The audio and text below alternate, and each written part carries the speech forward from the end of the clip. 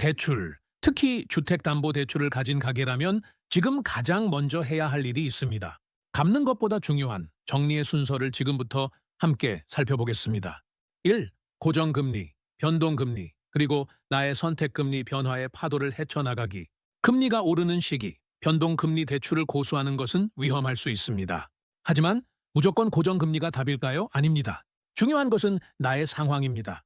지금 당장 대출을 갚을 여력이 없다면 고정금리로 전환하여 이자 부담을 고정하는 것이 현명할 수 있습니다. 고정금리는 금리 상승의 위험을 피할 수 있게 해주지만 금리가 하락할 경우 혜택을 누리기 어렵다는 단점도 있습니다. 반대로 단기적인 자금 여유가 있다면 변동금리를 유지하며 금리 인상 추이를 지켜보는 것도 방법입니다. 변동금리는 금리 하락 시 이자 부담을 줄일 수 있다는 장점이 있지만 금리 상승 시에는 이자 부담이 커진다는 위험이 있습니다. 중요한 것은 금리 변화에 대한 나만의 전략을 세우는 것입니다. 무작정 남들이 좋다는 대로 따라하는 것은 절대 금물입니다. 자신의 소득, 자산, 그리고 미래 계획을 종합적으로 고려하여 가장 적합한 금리 유형을 선택해야 합니다. 또한 금리 변동에 따른 리스크를 관리하기 위해 금리 해지 상품이나 예금 상품을 활용하는 것도 좋은 방법입니다. 2. 불필요한 지출 줄이기, 새는 돈을 완벽하게 막아라.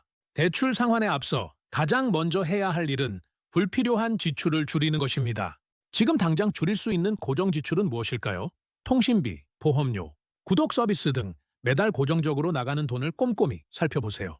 통신 요금의 경우 사용하지 않는 부가 서비스를 해지하거나 더 저렴한 요금제로 변경하는 것을 고려해 볼 수 있습니다. 보험료의 경우 보장 내용을 꼼꼼히 확인하고 불필요한 보장을 줄여 보험료를 절약할 수 있습니다. 구독 서비스의 경우 실제로 자주 사용하지 않는 서비스는 과감하게 해지하는 것이 좋습니다. 특히 사용하지 않는 서비스에 돈을 지불하고 있지는 않은지 확인해야 합니다. 신용카드 사용 내역을 분석하여 불필요한 지출을 파악하고 줄여나가는 것이 중요합니다. 카드 사용 내역을 꼼꼼히 확인하면 자신도 모르게 지출하고 있는 항목들을 발견할 수 있습니다. 불필요한 지출을 줄이는 것은 대출 상환에 필요한 자금을 확보하는 가장 기본적인 방법입니다.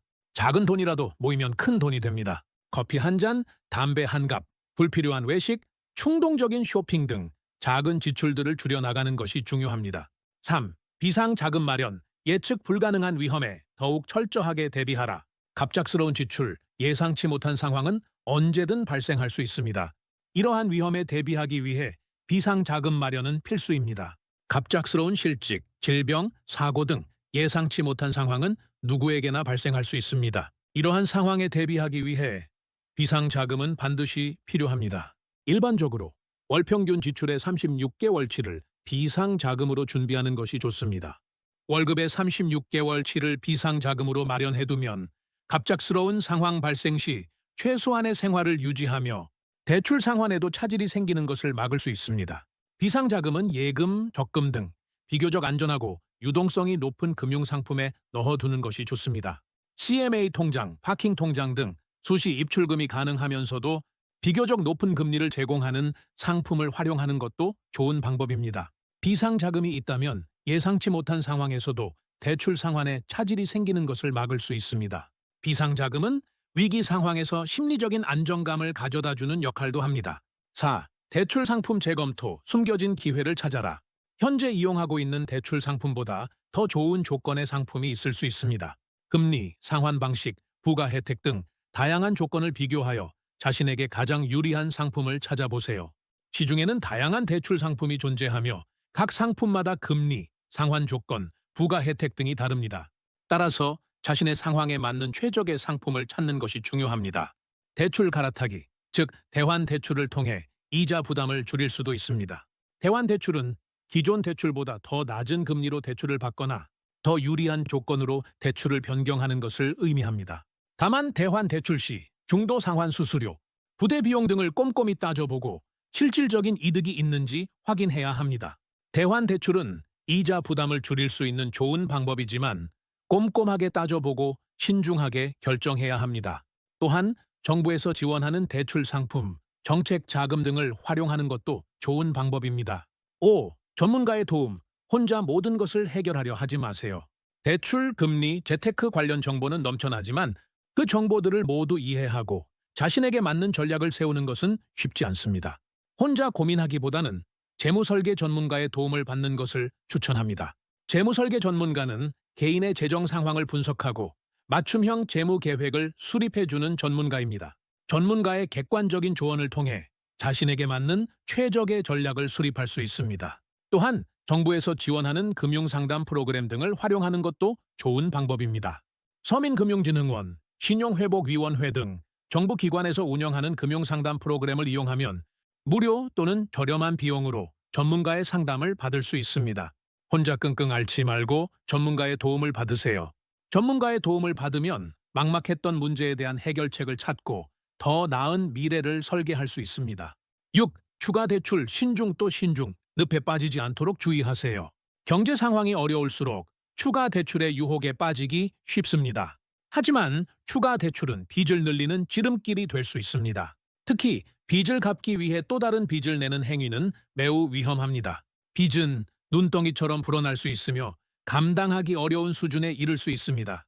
정말 불가피한 상황이 아니라면 추가 대출은 최대한 자제해야 합니다. 대출은 갚을 수 있는 범위 내에서 계획적으로 사용하는 것이 중요합니다. 갚을 능력이 없는 상황에서 무리하게 대출을 받는 것은 파산으로 이어질 수 있습니다. 무분별한 대출은 더 큰 경제적 어려움을 초래할 수 있습니다. 추가 대출이 불가피한 상황이라면 대출 목적, 상환 계획, 금리 조건 등을 꼼꼼히 따져보고 신중하게 결정해야 합니다. 7. 자산 관리, 빚과 함께 튼튼한 미래를 건설하라. 대출 상환과 동시에 미래를 위한 자산 관리도 시작해야 합니다. 단순히 빚을 갚는 데 집중하기보다는 장기적인 관점에서 투자, 저축 등을 통해 자산을 늘려나가는 것이 중요합니다. 빚을 갚으면서 동시에 자산을 늘려나가는 것이 건강한 재정 상태를 유지하는 핵심입니다. 자신에게 맞는 투자 방법을 찾아 꾸준히 실천해 나가세요.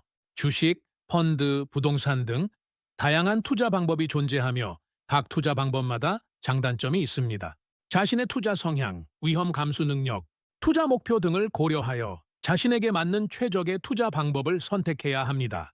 빚을 줄이면서 동시에 미래를 준비하는 것이 현명한 재테크의 핵심입니다. 장기적인 관점에서 꾸준히 투자하고 저축하는 습관을 들이면 빚으로부터 자유로워지고 풍요로운 미래를 만들 수 있습니다. 마지막으로 지금 당장의 어려움에 굴하지 않고 꾸준히 노력한다면 빚의 굴레에서 벗어나 더욱 건강한 경제 생활을 만들어갈 수 있습니다. 잊지 마세요. 갚는 것보다 중요한 것은 정리의 순서라는 것을 지금부터 차근차근 실천해 나가시길 바랍니다. 어려운 시기이지만 긍정적인 마음으로 미래를 향해 나아가시길 응원합니다. 이 모든 과정을 통해 여러분은 더욱 강해지고 빚 없는 자유로운 삶을 누릴 수 있을 것입니다.